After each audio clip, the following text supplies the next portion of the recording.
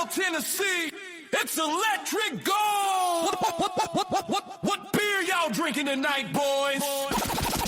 Electric gold, hear the speakers explode. 3 mics, 1 couch, fresh beer so cold. Hot chicken taste, yeah, we season it bold. Oh, hell yeah, it's electric gold!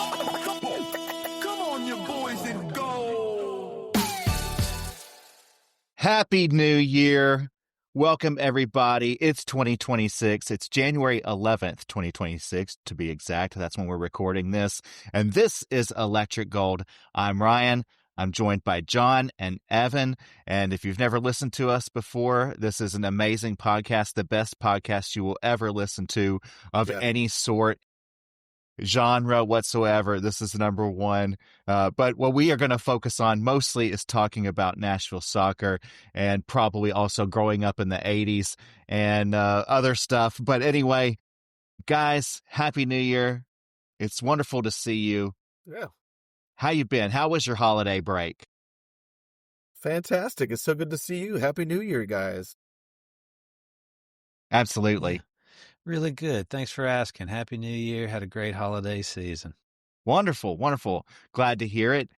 Hopefully Santa brought you everything that you were asking for. Hopefully the new year has brought fresh beginnings and a revitalized energy, and you're looking forward to 2026. Hopefully you haven't already broken your resolutions. I know I have. So I am tonight. For sure. For sure. Well, this was an unexpected episode. We weren't necessarily planning on doing this. We were going to wait until closer to when the season began. But guys, there's been such a flurry of activity, both for Nashville and around the league in this offseason. We just thought it was worth us chiming in and sharing our thoughts. In fact, I mean, there's nothing else that the people out there wanted more than to hear from us and hear our stupid opinions about everything that the team has done but since December 1st, right? We heard the cries of the people. We heard Nashville Rise as one say, we don't know how to feel about all this. Tell us, Electric Gold. We will tell you how to feel. We will give you all of the thoughts and feelings that you need to have, and that so you can regurgitate it at parties, when you're among friends, family gatherings, so that you can sound as dumb as possible. So we are here for you. Before we get started with all of the soccer talk, though, we have to talk about the most important thing of all, which is what beers we are drinking as we record this. Again, if you haven't listened to us before, we like to enjoy a tasty beverage while we have our discussion. And so, Evan, we will start with you. What are you drinking this evening? Okay, well, this evening I'm drinking a Pacific Pale Ale from Yazoo Brewery right here in Nashville in celebration of us poaching the marquee MLS free agent from San Jose this week. Yeah. Yeah, it's worth celebrating. This light-bodied wheat ale has a bright, juicy hop flavor. It's citrusy and crisp and just really enjoyable. I'm having a good time drinking it and looking forward to doing this pod with you guys tonight. Wonderful. That sounds delicious. And John, what are you having? Yeah. Well, we spoke of resolutions, and of course I was trying to have a dry-ish January. Like I'm not ridiculous enough to say it's going to be a dry January. Come on. That's just not going to happen. We're not monsters. No. So dry-ish means if Nashville SC signs one of the best players in MLS, you can have a beer. And that's what I'm having tonight. I am having a hazy IPA from Jackalope Brewing Company here in Nashville. This week, weather-wise, Nashville, it's been throwing a curveball. It's been so nice and got me all thinking about spring and being out in the pool, summertime almost.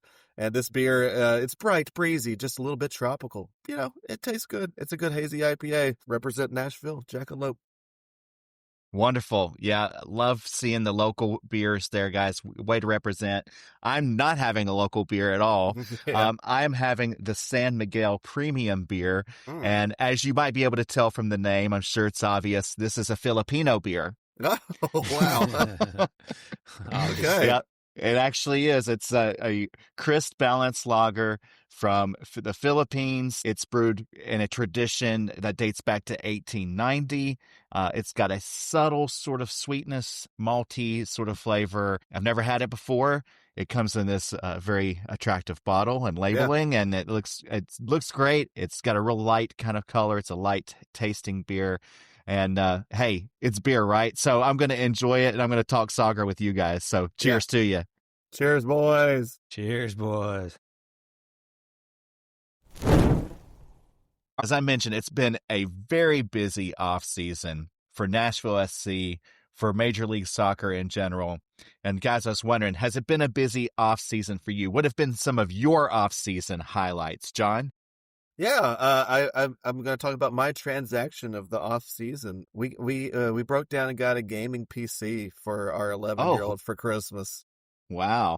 And we did a good job of fooling him because, that was the only thing he asked for. He's getting out of the toy age, and he's got every video game he could possibly want already. So we couldn't think of anything to get, so we had to look. And thank you, Facebook Marketplace. You are a miracle worker, because I ain't got the kind of money that it costs to get a brand new gaming PC. But sure. I came through. The parents came through at Christmas time. So that was my transaction of the off season. Splashing the cash. The new Atari? Yeah, the brand new Atari. 1983. I wore out a 2600, I'll tell you right now. Yeah, son. With 16 colors. Hell yeah. 16. Man, that was good stuff. That's all the colors you need. I mean, how many colors does a person really need in their video games? I mean, 16 should be enough. Yeah. If you can't name them off the top of your head, then you don't need them. Evan, what was your off-season highlight? Oh, man. Well, my off-season highlight was my daughter turning 13. Towards the end of the season, my son had turned 16. Then she turned 13. So I now have 2 teenagers. Oh, boy. And everything that comes along with that. My son is driving, working his first job, all that kind of stuff. My daughter's 13 and getting into makeup and all that kind of stuff. And so, that's the big highlight for me is my kids are growing up and becoming teenagers, and it's just, blowing my mind. Oh, yeah, buckle up. It's about to get crazy over there. I guess. Well, it strikes me that the three of us, we're all the same age. We all grew up together, graduated from high school at the same time, and yet we are at three very different stages of parenthood. John, you've got the little ones. Evan, you're managing teenagers now, and I've got a kid in college. And so my off-season highlight was that she returned home for the holiday break, got to spend some time with her, and that was a lot of fun. Just seeing the change in a person, that first semester of college when you have all that freedom, and she's a good kid, responsible, and it was just great to spend time with her and hang out with her. She's a lot more cool as an adult than she was as a teenage girl, so I enjoyed that too. Do you think that's because she starts to maybe now see you guys as being a little bit cool for the first time? Probably not.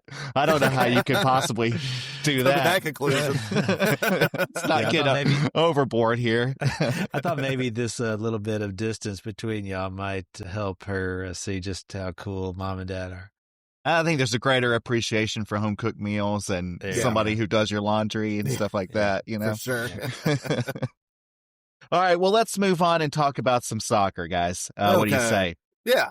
Let's talk about some of the off-season moves that we saw around the league. We'll talk about NSC in a minute, but it's been a busy off-season for many teams in Major League Soccer. So let's talk about all those big moves. This is the off-season in review.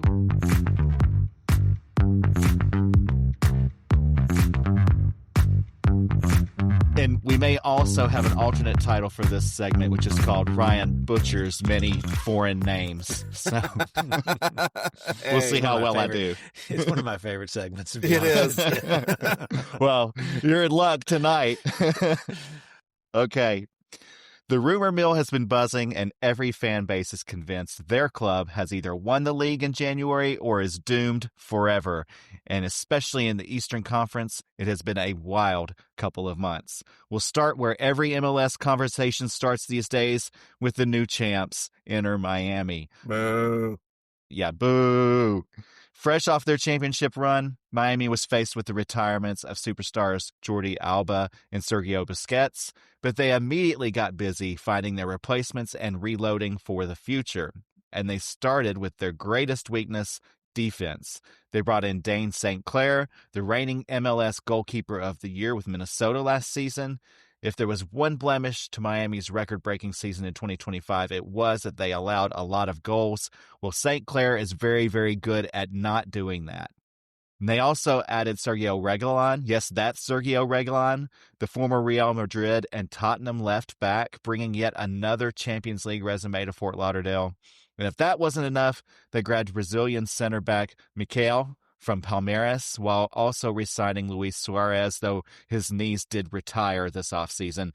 And they fully acquired Rodrigo de Paul to keep the midfield angry and productive. With this type of reload, guys, Miami may be even more dangerous in 2026.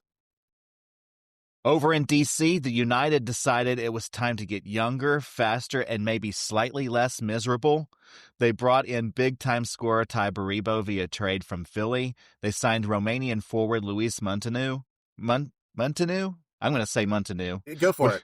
Yeah, with their biggest designated player contract ever, and then balanced all that by adding U.S. national team keeper Sean Johnson in goal.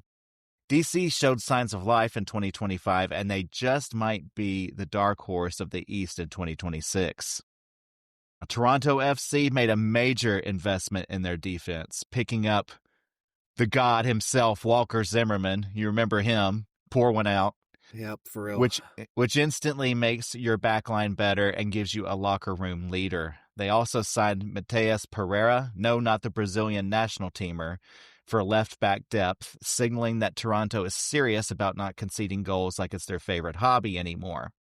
Elsewhere around the league, Orlando City locked up Canadian international keeper Maxime Crépeau through 2028, which is great news if you don't want to panic every time the ball enters the box. Charlotte FC signed Luca De La Torre, adding a U.S. men's national team midfielder who likes the ball at his feet. LA Galaxy traded for Jacob Glesnes, reinforcing the back line. They also signed Justin Hawk, midfielder with incredible passing ability who played for NYC FC last season. Minnesota, they replaced St. Clair in goal with Drake Callender and added Argentinian winger Thomas Chancalay. Once again. Yeah, whatever. I don't know. Whatever. Quietly reshaping their spine. Now, Chicago Fire were very busy. They brought in midfielders Anton Salatros and Robin Lode, rising young center back Mbikazi. Hey, that's good. Hey, that's solid, man. I've been practicing. Yeah. And goalkeeper Josh Cohen, which is either a smart rebuild or the start of a 12th place masterclass. And FC Cincinnati, they fully acquired forward Ayub Jabari and signed veteran defender Kyle Smith, continuing their very sensible roster-building era.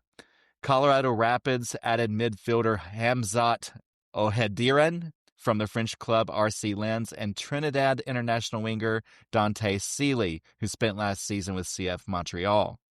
Atlanta United said goodbye to Polish international midfielder Bartosz Sliz and brought in Argentine defender Tomas Jacob.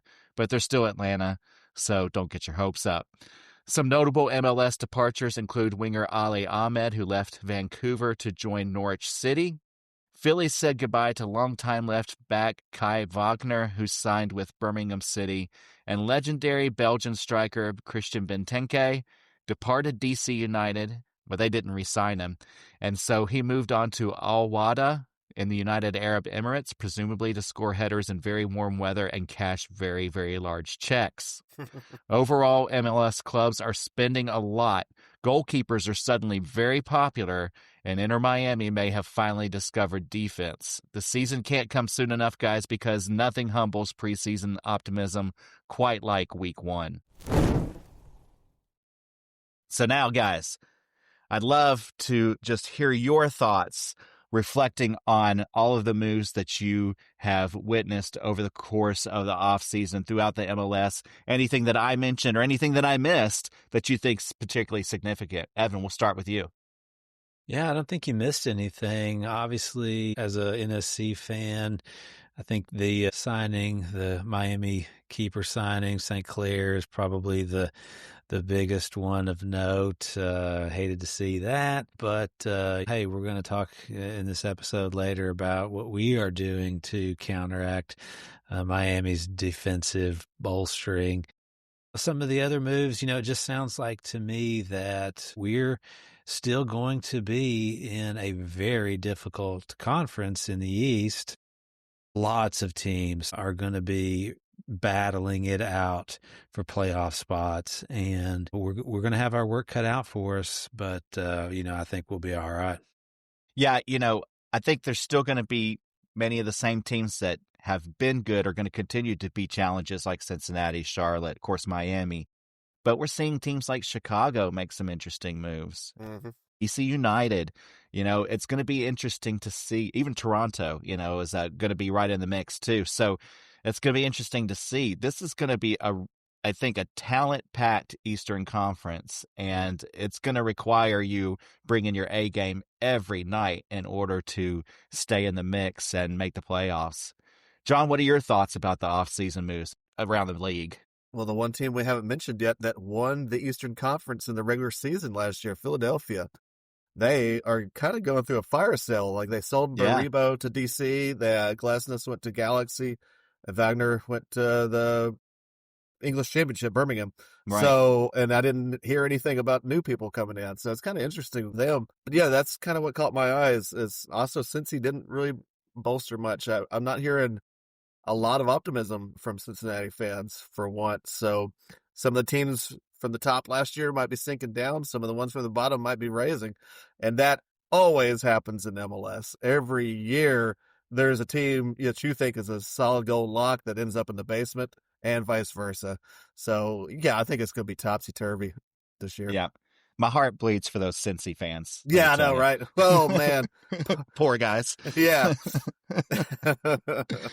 Let's talk about the real team to beat. That's Nashville SC, guys. Yes, You got that right. Man, you want to talk about an offseason of note? Maybe Nashville might have the best offseason of the league so far. I mean, we've certainly made a big splash. And so what I thought I would do is just walk through each one of the transactions that we've made since December 1st, and you guys can react to each one. I'd love to maybe even get a love it or hate it sort of grade on each one, if you guys don't mind. And we can talk about each one in more detail too. First of all, a quick recap of where the team left last season. Of course, we made the playoffs, didn't make much noise once we got there, though. Had a number of key departures, including Joe Willis at the end of the season was not re-signed. Walker Zimmerman left, went to Toronto. Gaston Brugman departed. Who else am I missing that's of note? That anybody that was sitting? Yeah, well, we're going to talk about that. The ones that weren't re-signed, Teal, I guess. Teal Bunbury, right. Yeah. So a lot of the older players were not re-signed, aren't coming back, and, it's definitely a focus on youth for Nashville. In our last podcast, or the last two at the end of the last season, we talked about what Nashville needed as they look forward, and the things that we specifically identified were definitely goalie. We needed to find a solution there. Left back depth behind Dan Lovitz. He's now the oldest player on the team. So while he played great last season, we felt there was definitely a need for some depth there. A replacement for Brugman in the middle. John, that was your big thing that you were hot on, is that we need midfielder depth, and we needed that midfielder who could be sort of a creator or a great passer and whatnot. So, and then I think we all agreed depth at the striker position behind Sam Surridge. Sam's great last season, but whenever he would come out of the game, or if he had to, take a game off or whatever, that offensive firepower was very much missed. So we're looking for some depth there. So we'll see as we walk through these different moves. Did the team address these? And of course, there's still time between now and when the season begins. But let's see so far how the team is doing. All right. First move, they signed Maxwell Waledzi, 24-year-old defender. And what do we know about Waledzi? From all I've heard, he is a rising star and potentially the Walker Zimmerman replacement that we need. He was in the first team All Norwegian League, which you might scoff a little bit, but it's produced a lot of good players recently, including served our us own well, Eddie hasn't it? Tagseth Yeah, for sure, scoff and no more. Patrick Esbeck. So Cossum came from there too, didn't he? Or is Swedish, that... but yeah. Okay. It's one of the three spoons. Look at Hani Mukhtar. He came from the Danish league. So Yeah, there you we've go. had a lot of Scandinavian goodness come our way, and hopefully Maxwell is the new young star. I think he's 24. He's tall, he's athletic, and I haven't watched the Norwegian league. I'm not a big Fredrik.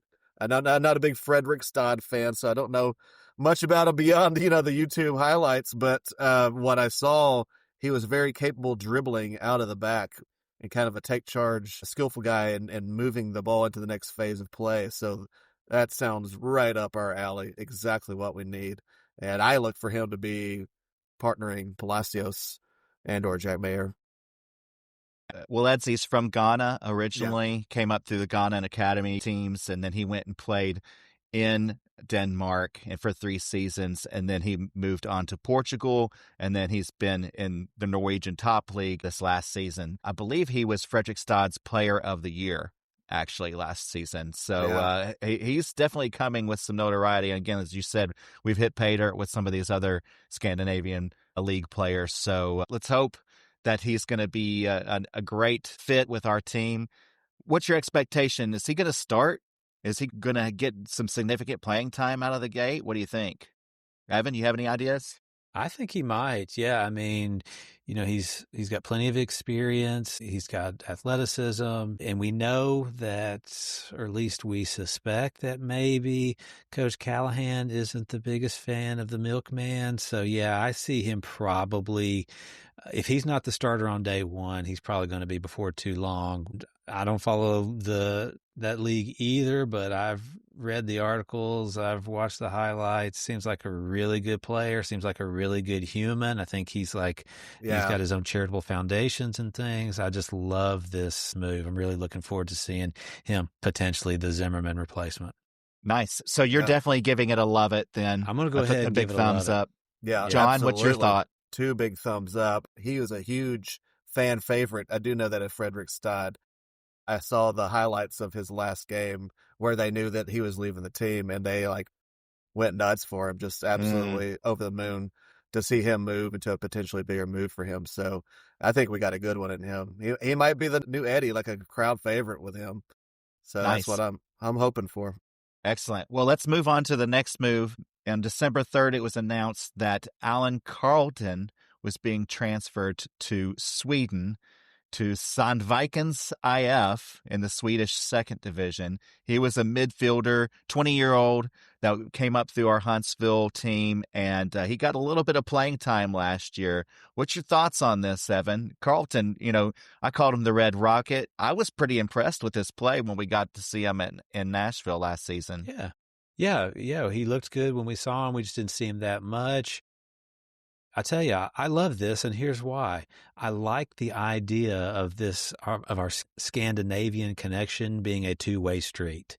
That's what I like about this, is that when we have young guys who are maybe struggling to get minutes here, especially in the first team, send them somewhere else. Let's let them get some experience and keep that connection going both ways.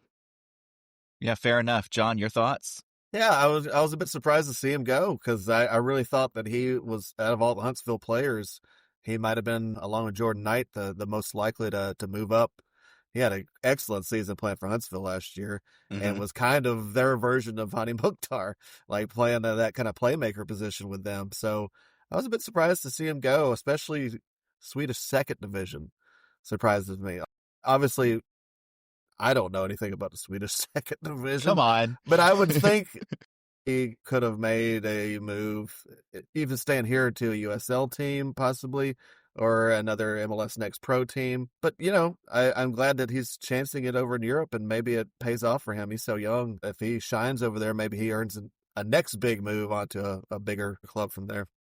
I had this same exact thought as you when I saw him play on the field last season, of being sort of a Hani Mukhtar light, and his style of play, and the way that he was just kind of popping up everywhere, facilitating and making things happen, being a creator. I definitely had that same vibe from him. It was interesting. His quote said, "I chose Sandvikens IF because it has always been my dream to play in Europe. I think it's a fantastic place to start my career abroad." So he had some agency in figuring this out and choosing to do this. So maybe the opportunity came up and he pushed for it more so than something that the team just decided for him. Right. So, yeah. That's possible. But yeah, I hate to see him go. I'm actually gonna say hated on this. What do you guys say, John? In between. Don't hate it. Don't love it. Okay, fair enough. It's a pro move. You fence rider, you. Okay, I'm Evan, disgusting, right on the isn't fence. it? Yeah. Isn't it? That's the mildest take ever. Yeah. I'm going to say I love it just because I don't know that something feels right about this being a two-way street to Scandinavia. Okay, fair enough. Well, the next move that we made and this other team that we worked with seems to be a very friendly partner with us this offseason, Orlando City.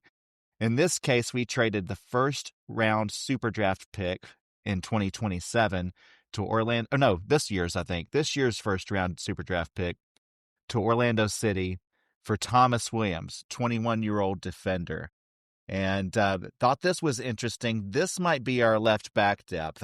I'm thinking Williams is left back. Do you know, John, if that's the case or not? I was thinking he's a center back. Center? Okay. Well, and I could be completely wrong and talking out of my ass. That wouldn't be the first time. We also threw in an additional $100K in general allocation money if certain performance triggers are met. He was a homegrown Orlando player, started at just 16 years old, and he was the youngest player ever to sign a first-team deal with them. He only made one appearance this past season and played 10 minutes during that time, so not anything significant. Any thoughts on this? You guys know anything about Mr. Williams and what he might contribute? No, not really. He spent most of his time with Orlando City 2 or B or whatever you call it in the MLS Next Pro. I have a feeling he's going to probably spend more time with Huntsville, but any of these young players, obviously the team just left for Florida today for the camp, so they're going to get a month to impress BJ, and maybe he does work his way. I did actually see BJ Callahan gave a press conference today, and he was mentioning all the depth that we have in defense, and actually mentioned Thomas Williams. So, yeah, he's got a chance, man. Make the most of it.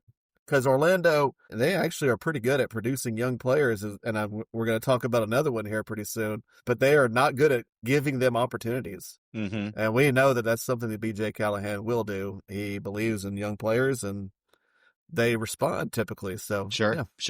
And just reading here, Williams is a center back, but he can also play left back. It's mentioned in the article. So thank you, 615 Soccer. But so there is that potential that he could offer some depth on that regard. Okay, great. Let's move on.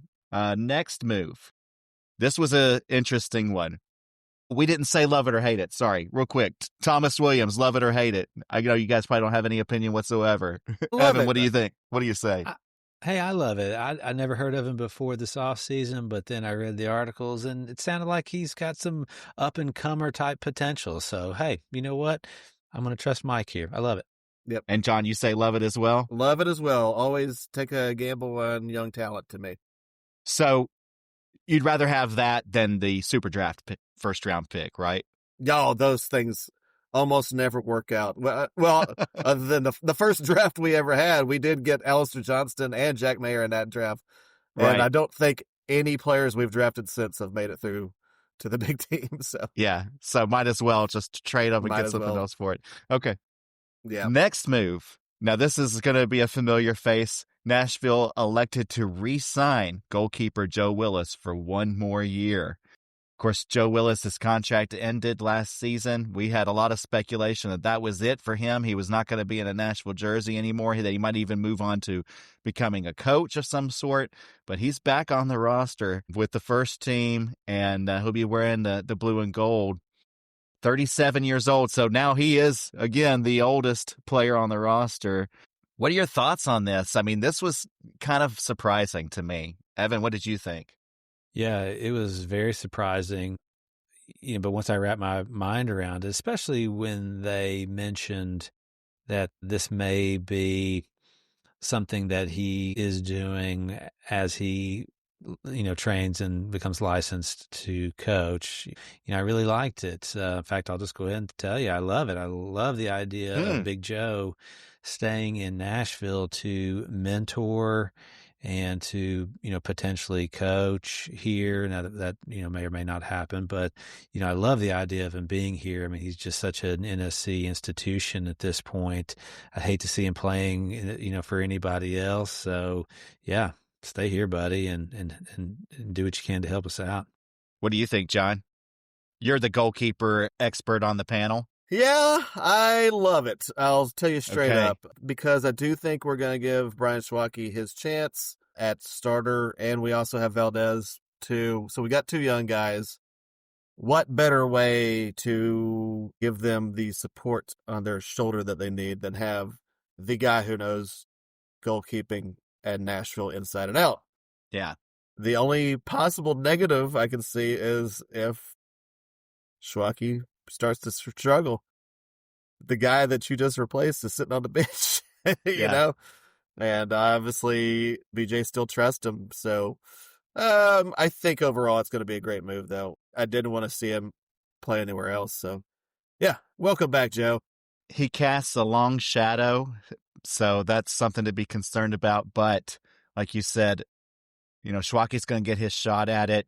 He's the reigning U.S. Open final MVP, and I trust BJ to manage that situation appropriately. So we'll see what happens. But it is good to have him on the bench as a get out of jail free card, or in case of emergency break glass kind of guy, and also to mentor these younger guys. All right, next move. You guys hanging in there so far? You okay? I think so. All right, I think so. Adam Sipik. 19-year-old striker, homegrown talent from Huntsville FC. He is now on trial with Alemannia Aachen, third division in the Liga, whatever, 3 Liga, whatever it is. But yeah. And so he's going to Germany on trial. I don't really know what all that means. John, maybe you can give us some John text and explain exactly what on trial is versus on loan. Yeah, trial just means exactly what it sounds like. You go over there and you work out with the team. He probably won't be able to play in actual games with them, but he could play in exhibition games. And here over the next few weeks, NSC themselves will have some trialists. I'll tell you that much, because we always do. The trialists can play in the exhibition games, and the team typically does not even announce. In fact, it's kind of a running joke that I was like, oh yeah, unnamed trialist 2 scored today in the exhibition game. So yeah, that's what Sipich will be doing over there. He's going to be trying out. Hopefully he makes a good impression on them, and then they might choose to make a move to make it permanent for them. Interesting. Yeah. I've actually been to Aachen, Germany, and it's a lovely town, believe it or not. It's where Charlemagne is buried. How about that? Wow. That's the kind of stuff you only learn on Electric Gold. That's amazing. Yeah. Let's see if another Nashville soccer podcast has those kind of nuggets for you. All right, another re-signing that we did this offseason. We re-signed Brian Acosta, 32-year-old midfielder, 1-year deal with a team option for 2027 as well.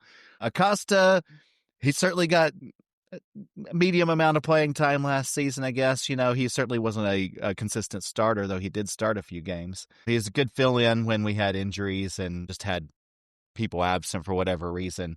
Honduran international. We didn't take up his option. There was actually a team option on his previous contract, which we declined, and now we've re-signed him. Interesting. What do you think about this, John? What's up with this? I love the move myself because he's pretty cheap. And this was one thing I was kind of worried about is veteran leadership. That is a really intangible that we don't think about because we don't really see it. Mm-hmm. But obviously with Zimmerman leaving, Till Bunbury leaving was a big off-the-field leader. We kind of need something like that. And I was actually thinking before, I thought I'd keep Acosta around because he is a MLS veteran. He knows this league inside and out. And we've got young midfielders and once again, a good leader. And as long as he's not playing every game, I love the move. Yeah, right. He's very good at closing out wins. He did play to me a pretty good role along with Till Bunbury in closing out that Cup final. Yeah, when we were kind of up against it the last few minutes. So yeah, pretty tenacious, and especially on defense. I thought he's pretty solid in that regard. What are your thoughts on this, Evan? I hate it. Oh, now we're talking. This is what I came here for. And the reason why is because I just can't remember him ever having any sort of meaningful impact on any game. Now, maybe that's my poor memory. I can definitely remember seeing him on the field many times. Yeah. I just don't remember him ever doing anything impactful whatsoever. So I think I'm just kind of hating it. I wish maybe we would have found somebody else who could potentially impact the game. Fair enough. I like it when you guys gloves disagree. Are off! That's the most fun. Yeah, I'm certainly not overly thrilled about it. I certainly understand it from a roster management standpoint, and an inexpensive contract, reliable player, who's a veteran. But as far as what is he putting on the table, what is he bringing to the table that's going to make the team better, I don't know that there's a whole lot. But he is kind of a nice stopgap. Like you said, that last 10 minutes, finish off a game where we're leading 3-1, something like that. Yeah, he's great and serviceable in that role. Give whoever a break. Let Yazbek get off the field and relax a little bit, something like that. Sure. But you called it, John. If we see a lot of Acosta next season, then we're in deep shit. Yeah, we're in trouble. Okay. Next, we had the MLS Super Draft, everybody's favorite offseason event. Yeah! Packed with excitement. As you know, we traded away the first round pick, but we had a second round pick where we drafted Max Miller, right back, 22 years old, out of the University of Kentucky. Any thoughts on Mr. Miller? I'll just go ahead and say I love it because it provides some fullback depth and some leadership potential. I think, am I remembering correctly that he was maybe like the 4-year captain of the team or something like that? Correct. And so just seems like he might be a real leader on the field and in the locker room. So yeah, I like it. I love it. Want some more of it. There you go. Okay. Yeah. He did miss 2024 with injury, but he played pretty well last season for Kentucky. He's been in the MLS Next program with FC Cincinnati. He's got a gorgeous mop of hair on the top of his head. So I like when a player has a cool hairstyle. A soccer rocker. Yeah, exactly. So these guys are probably going to be playing in Huntsville mostly. So we'll see what comes of Mr. Miller. We also, in the third round, with pick number 80, we selected Charles Emile Brunet out of the University of Central Arkansas and Southern Methodist, I think actually is where he played most recently. He's a center midfielder. He is from Montreal. Oh. And do you guys have any opinions whatsoever on Mr. Brunet? Well, he's got a fancy name. Yeah. Hyphenated first name. We needed a hyphenated Canadian name somewhere on the team. I love my hyphenated Canadian names. Gilgeous, maybe he's the Shea Gilgeous-Alexander of Nashville SC. There you go. You never know, right? Well, here's the thing is we are at a lack for Canadians on the roster because the next move that we made, December 29th, it will go down in history as the day we traded away our golden Canadian goose, Jacob Schaffelberg, to LAFC. Pour one After out, guys. 4 seasons, the man who rocked a beautiful Kentucky waterfall, another great hairdo, was traded for $1 million in GAM. Now, we do love our GAM on Electric Gold. Yeah, we do. Yeah, boy. It's GAM that we're splitting, $500K in 26, $500K for 2027. Schaffelberg, he initially joined us on loan from Toronto FC, became a permanent fixture, definitely a fan favorite, one of the fastest players in the league. His incredible speed was just exciting. He had some electric moments for us. Evan, do you love this or do you hate this? I love it. And I'll tell you why. Now, you guys may remember, I've been pretty hard on Shaff the last season or two. And when this move was made, I got to talking with my brother about it. And my brother was pretty bummed about it. And I was just like, what am I missing about this? So I actually went back and looked at his stats. And his stats this past season were actually as good, if not the best that he's had in terms of goal contributions. And I was just like, I think I've been a little bit too hard on him. But I do think that he has pretty much peaked with us. It just felt, I don't know, it just feels like the excitement that I had about him, especially that first season when he was just getting behind defenses, I mean, all game long and just causing all kinds of chaos for the opposition. I don't know. I just don't remember seeing a whole heck of a lot of that lately. And maybe that's what I've missed, just that excitement. But regardless, I think this is a good move. Let's go ahead and get a good deal for him while we can. John, what are your thoughts? Love it too, especially that $1 million a game that we got for him. That is, that's a lot of money because I think typically you see like 500,000 is a going rate for an MLS starter. Yep. So we doubled that, and knowing what was to come transaction wise, and now it makes a lot more sense. It sure does, because obviously we needed all the money we could get, and it's good for him. He's going into a World Cup year. He's going to be playing with a good team that we might be playing them in November, for the MLS Cup, or December. LAFC is a good team out west. Whenever it is, I don't know. We might be playing him, so he's going to play with a good team there. And since the move has been made, there's been a degenerative disc that's found on him, so he's actually going to miss the first month or two of the season. Did we know about that? See, it is kind of questionable because we've had experience with this. We got scammed by the other LA team a few years back with Nick Dupuis. Remember him? Yes. Sure did. We bought him. Well, not really, but yeah. No, because he never played with us. He was injured. He was injured, and we were quite pissed about it. I remember Gary Smith kind of hinting at the time that he was going to sue somebody, Yeah. Surely LAFC knew about this before they made a move that big. But overall, I think it's a good move for us, good move for them, a good move for Jacob. It's good all around. I know in the NBA, they have a rule where when you make a trade, it's pending a physical. Yeah. I don't know if MLS has any such requirements. I know teams do their own physicals before they pull the trigger. So okay. Interesting. Yeah.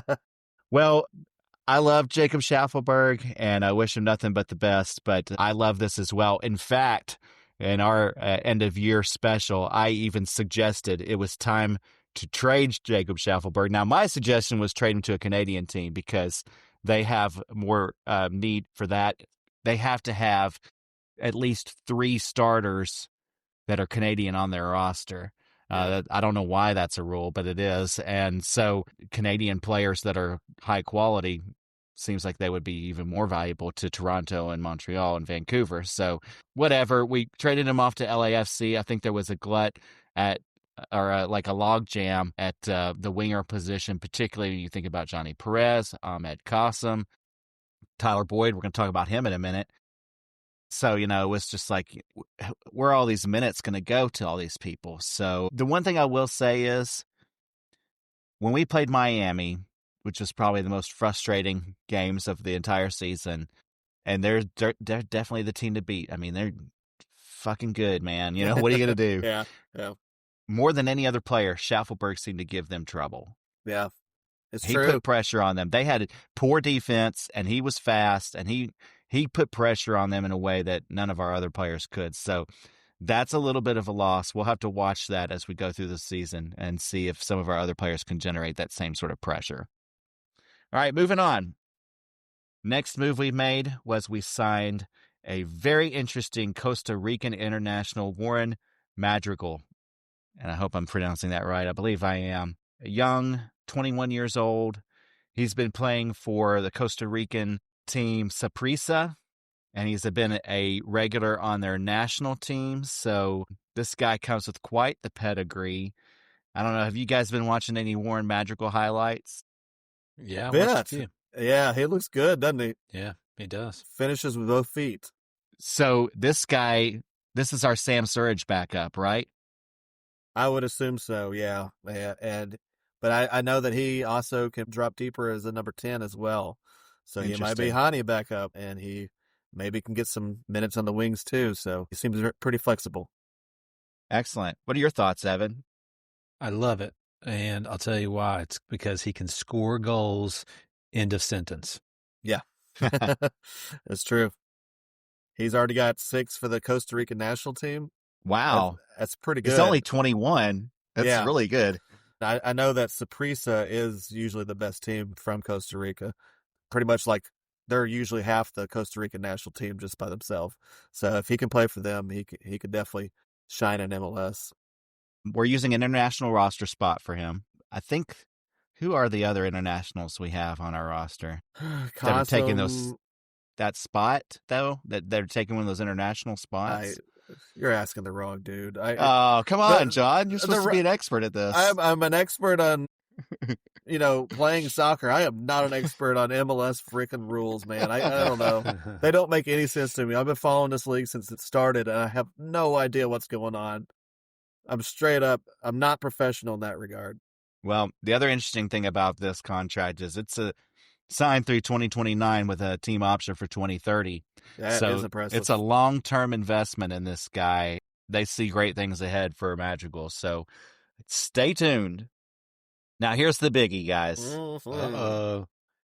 The big move for not just Nashville, but the entire MLS of the offseason. Nashville SC signs Christian Espinoza, right winger, making him their new designated player. 30 years old. This guy is something special. And if you haven't been watching San Jose, you guys, he's their all-time assist leader. Yep. He is a natural right winger using his right foot. You want to see some beautiful crosses to Sam Surridge next season? Well, you're going to get them, right? You're going to get them, yeah. I don't think I even have to ask. Do you guys love or hate this move? I don't think love is a strong enough word. I am over the freaking moon with this one. And you want to make love to this move. I want to. I mean, I just cannot believe we got the guy. We were dead set that we were not going to have a third designated player. But if this guy comes along, it's kind of like if, Jessica Alba walked into a bar without a guy. You might as well buy her a drink. And that's probably what happened there. Right? We might as well shoot the shot. And that's what we must have done with Christian Espinoza. We're like, come on. And, he's bought in. There was a survey of some sorts of MLS Players Union a few months ago that came out. And they had people rank the most desirable destinations in MLS, and Nashville was third in that list. Only behind LAFC and San Diego, maybe. And not Miami? No. Wow. I know. Can you imagine? And I really think it's a testament to the kind of respect BJ Callahan has gotten in this league. I think basically we said, Christian, we really can beat Miami. We can really win a cup if you join us, and that's got to be tempting, man. I gotta say, all those times where we just would get the ball down on the other side of the field, just about to score, and then we just couldn't put together the opportunity. This guy makes those opportunities happen, right? Yeah. I mean, right. This is super exciting. Evan, what thoughts do you have about Espinoza?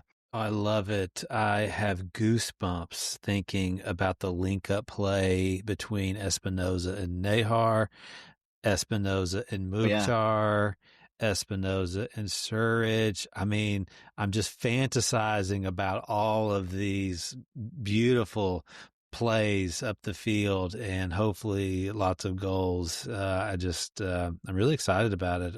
I really think that it reflects the intensity and the commitment that the club has all the way from the top down to winning a title this season. Yeah. We've got Mukhtar with probably at least one more great season, right? We've got Surridge probably going to top last season. Ooh. We've got... Is that a hot take I hear? I like it. Should I save that, boys? Should I save that? And yeah, I really think they're going for it this season. I really do. I agree. Espinoza, his combined goals and assists since 2019, since he joined the MLS, are sixth behind some incredible names.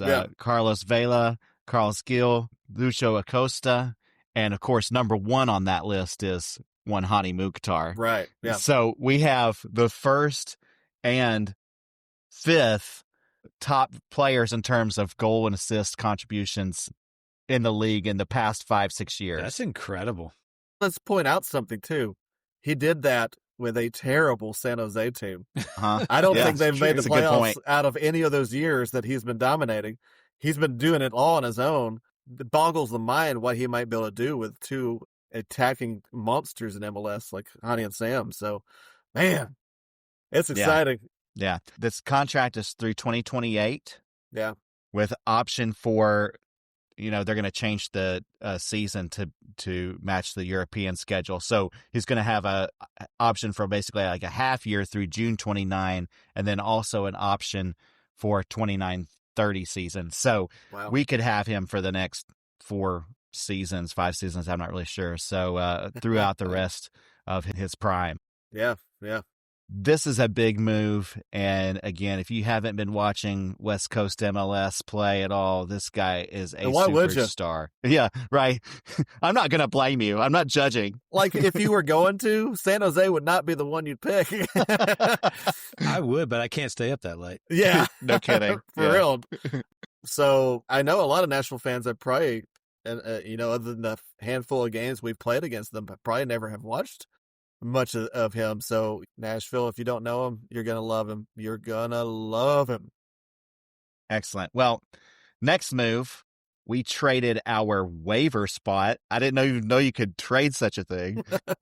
But I guess, every team has a spot in terms of like when you can claim waivers. And we traded our waiver order position to Philadelphia for Isaiah LaFleur. 23-year-old left back. You guys know anything about Mr. LaFleur? Not a lot, but I do know that he comes from the Philadelphia system, and Philadelphia is another one that is right at the top of the league in producing talent. They always produce talent. So if you come through Philadelphia, I start to trust you. And obviously, Callahan got a start there in the Philadelphia system. So he may know him. Yeah. I really think LaFleur might be looking at our new Taylor Washington. I think he's probably the most likely backup left back right now. So, he might get time at Huntsville too. I think it's a really, really nice move. Yeah. We definitely needed that depth behind Dan Lovitz. What do you think, Evan? Yeah, I love it because of the need there, the desperate need for depth at left back. So, yeah, let's go. All right. In addition, after that, we traded our 2027 third-round super draft pick to Orlando City for Shakur Mohammed, a 22-year-old winger. Again, this is probably a guy who we're going to see more in Huntsville than we are in Nashville. But he's an interesting player as well. He was the second overall pick in the 2023 super draft. Played at Duke for 2 years. He's seen some action in the MLS Next Pro system or league with Orlando City. He's scored a bunch. I mean, like in 79 appearances, he's scored 28 goals. Yeah. Definitely got a nose for scoring. You guys have any thoughts on Mohammed? Exciting potential. Yeah. You're right. He had 11 goals both the last 2 seasons in MLS Next Pro. And that's pretty good for a winger. Yeah. So I don't know anything beyond that. With him being the second pick, it does worry me a little bit that he didn't really make the breakthrough with Orlando. But I had mentioned before, Orlando is kind of notorious. Oscar Pareja doesn't give young players a chance, even though they keep developing them. So maybe he gets his chance here. But given the amount of wingers that we have, we're probably going to see more of him in Huntsville. Yeah, is my feeling. Sure.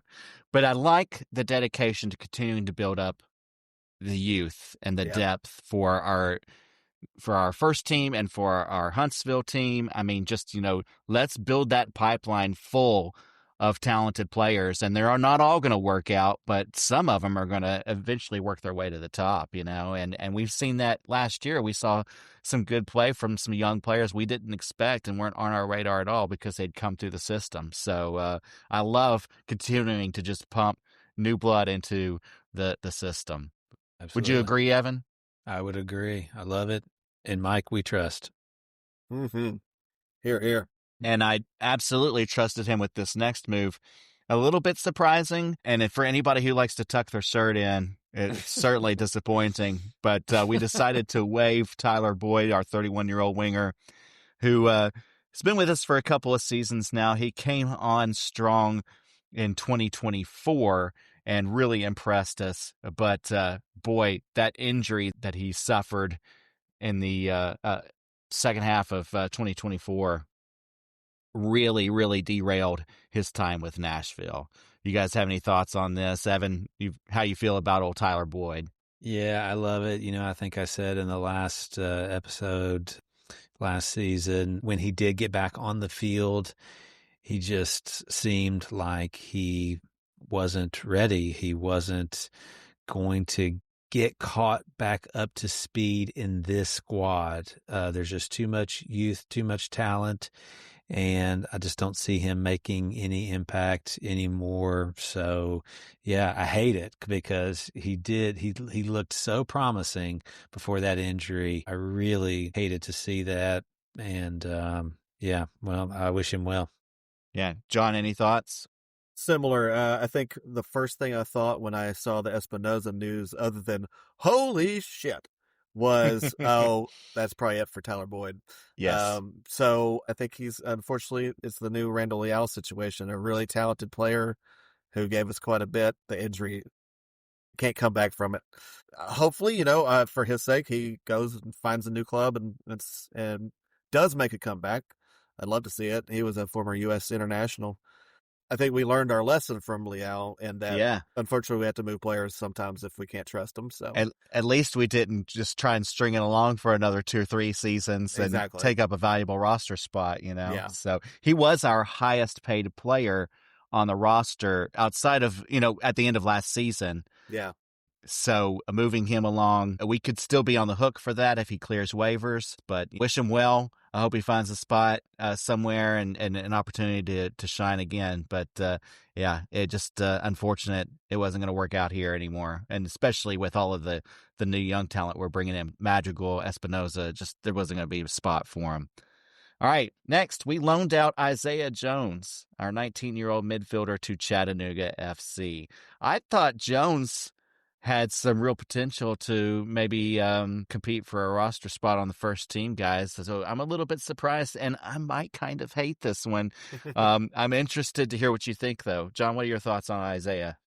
Well, from what I've heard, he kind of took a big step backwards last year, and the fact that he didn't get much time at Huntsville kind of was the writing on the wall. And, if you're not even impressing the Huntsville coach enough, you're probably not going to impress enough to make it through the big team. So this is probably best for his career is to move to a team like Chattanooga. Yeah, somewhere where he can get some playing time, right? Yeah.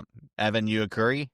I agree. I love it because I love it for him. If he needs a new location to get some different experience and a new opportunity to reset his career, then great. Yeah, go and get you some different experience and have another go at it and see if you can't find your way into a first team squad somewhere, here or otherwise.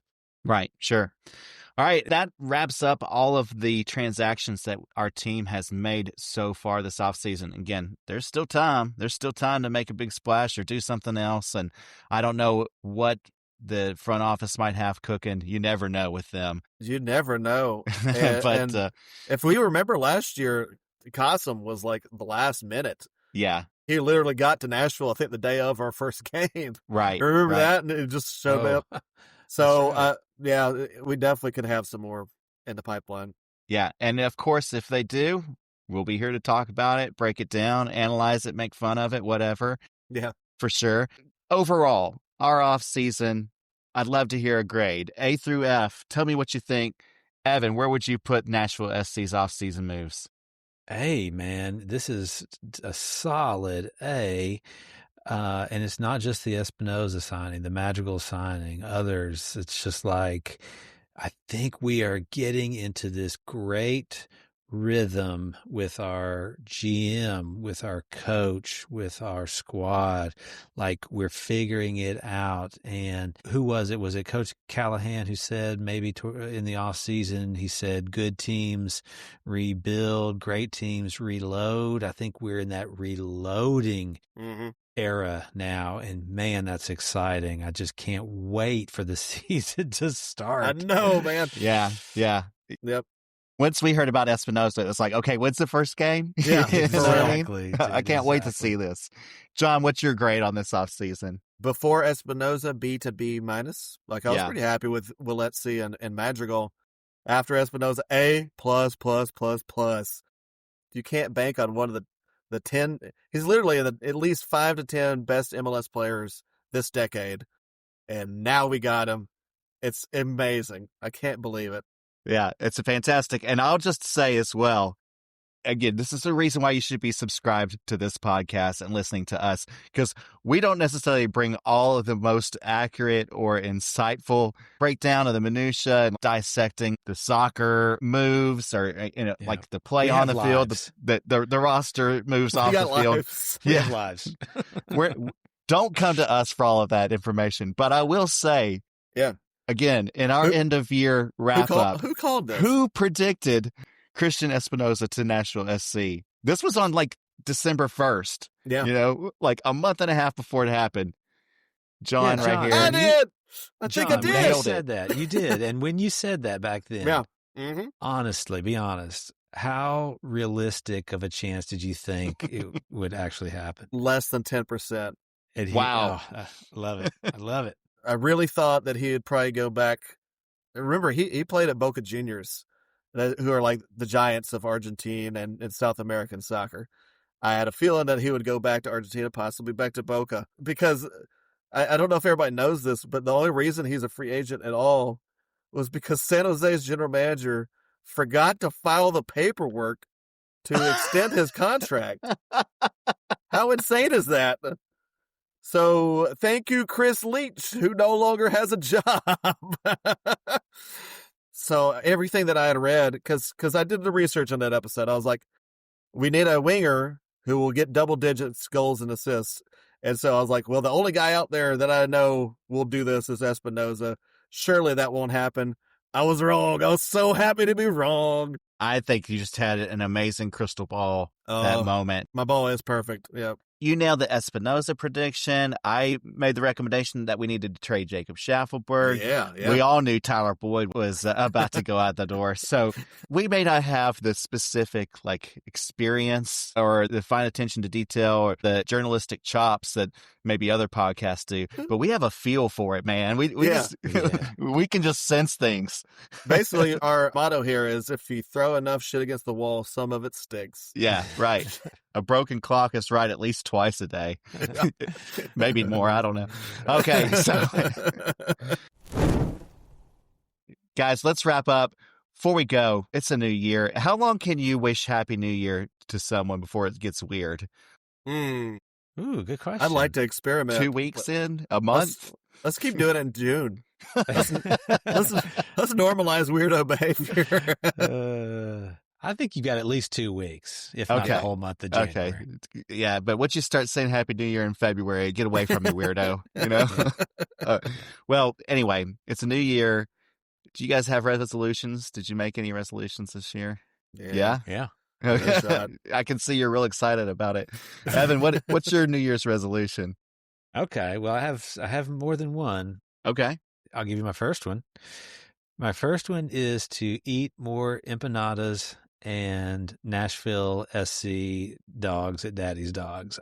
I didn't do it justice this past season. I tried other vendors and they were all good, no complaints, or I filled up on beer or something like that. And I just did not eat enough of those delicious treats. So this year I'm going to really focus on that once I get to the stadium. You're like the only person who makes the resolution to eat more. No. Fantastic. Yeah. I go what against else the you grain got? sometimes. Who, me or John? Oh, you want the rest of mine? Yeah, go ahead. Okay, here, the rest of mine. All right. I resolved to add something new and obnoxious to my game day fit, and this is strictly to annoy my gal. She already doesn't like my bright, she says yellow, I, of course, call it electric gold, hoodie that I sometimes wear. So I'm going to find something even brighter and even more obnoxious to add into the rotation just to get on her nerves. So then I'm going to continue adding to my NSC shrine that I have here at the house in my beer photo.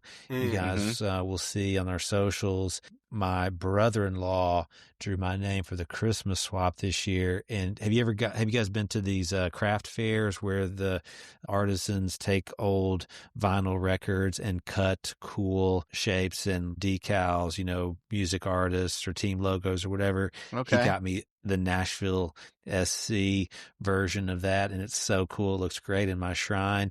And then, one more. I'm going to spend more time at and around Geodis Park. Kind of got into the habit maybe of just kind of like whipping in there and getting out of there as fast as I could. And you know what? I'm not going to do that this year. I'm going to get there earlier and enjoy the environs. Tailgate, baby. Enjoy the people. Tailgate harder. And then maybe even after the game, stick around for a little while. Visit. Explore the neighborhood, go check out some of the cool spots in WeHo, So anyway, there you go. There's my New Year's resolutions, boys. Man, that is a solid lineup. I wish you all the best in accomplishing all of those. John, what are your resolutions?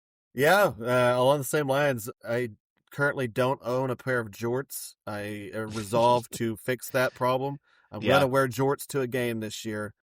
Beware Nashville. It's just going to happen. I'm sorry. I apologize in advance for how it's going to look.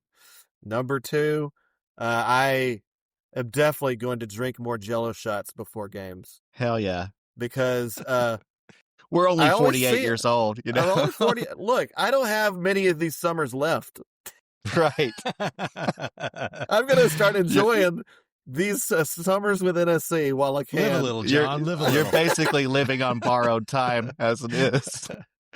So this year, if someone comes around with the Jell-O shots, I'm getting at least 5 right then.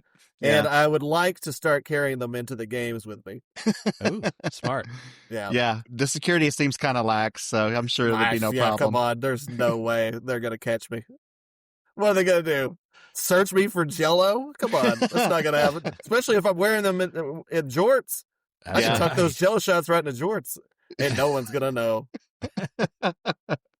Jell-O in the jorts. Anything else? Are you good? That's pretty much it. Yeah. Extent of your resolution. Like Evan, I do really want to spend a lot more time because I'm telling you, we thought last year was special.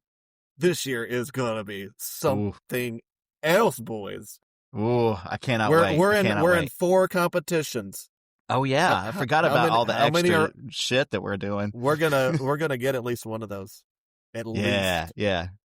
Let's be on a hunt to collect some trophies this season. Yeah, add to that trophy case. Yes. The only resolution I'm going to add to the fine list you guys have already created is that I am resolved to create electric gold merch, which we make available to our listeners. So stay tuned for that. I don't know what it's going to look like yet. The 3 of us will collaborate to figure out how we can generate something awesome and people can rock it at pregame or whatever. And stay tuned and pay attention because we'll certainly have some updates as the season goes on and have some merch available.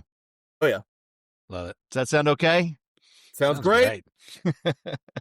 All right. Well, listen, I have enjoyed myself thoroughly. Man, it feels good to be back in the saddle, guys. Yeah, it feels really real. good. And I'm looking so forward to the beginning of the season. Before the season starts, I will have a episode where we look ahead and make some bold predictions, maybe have some hot takes and all that good stuff. And do we start with the regular season or is the CONCACAF? February first? 17th. Oh, right around the corner. Can't come soon enough. Against Atletico Ottawa. And do we want to spoil something that might happen in that episode we do before that game? No. Then we won't. You'll just have to check it out. Yeah. We've got special plans. I'll put it that way. Yeah. It's going to be a real special season, not just for NSC, but for Electric Gold Podcast as well. So make sure you're subscribed. And, of course, there's a whole bunch of social stuff they can follow us on as well, right, John? Oh, yeah. Instagram, X, formerly Twitter, Facebook, Blue Sky. What? Well, yeah, we are Electric Gold NSC. Follow us, like us, interact with us. Man, there's going to be even more social media stuff this year because y'all asked for it. Y'all demanded it. We're going to be on YouTube this year, boys. Woo! Maybe not right away, but eventually down the line, we're going to be on YouTube so you can see our beautiful faces. The YouTube, as the kids call it. Yeah. As long as we figure out the technology involved, which is definitely not 100%. Well, we have kids, so we'll just get them. Yeah, the kids will be involved in getting us on there. So, yeah, follow us, like us, reach out to us. And we had an idea. At some point this year, we're all trivia fans. Yeah. We want an Electric Gold trivia night where any of our fans can come out and do some trivia with us. I don't know when. I don't know where. I have some ideas, but we'll figure that out. And so if you're interested in something like that, you can go ahead and let us know, and we'll start kind of gauging interest. But we'll keep talking about it as the year goes on. Fantastic. I'd love to meet more of our fans in person. Yeah, we want to build a community. We love all you guys. We appreciate the support that everyone gives us. And we've just had an incredibly fun time doing this podcast for the past couple years, and this year is where we're going to level up. So make sure you're listening and keep communicating with us. We really appreciate it.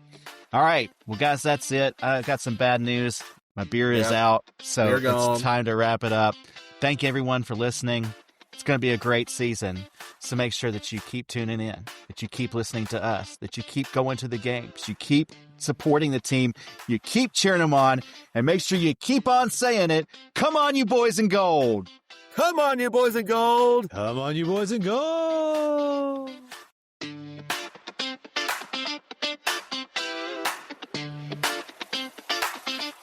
We root for our team, we ain't never betraying it. Oh, hell no, it never gets old. Keep on cheering, keep on saying it. Come on, you boys in gold. Start the week off right, what's Electric Gold thinking? First things first, wanna know what you're drinking. We can review, and what did we learn? Hot chicken takes, you know I'm gonna burn. We root for our team, we ain't never betraying it. Oh, hell no, it never gets old. Keep on cheering, keep on saying it. Come on, you boys in gold.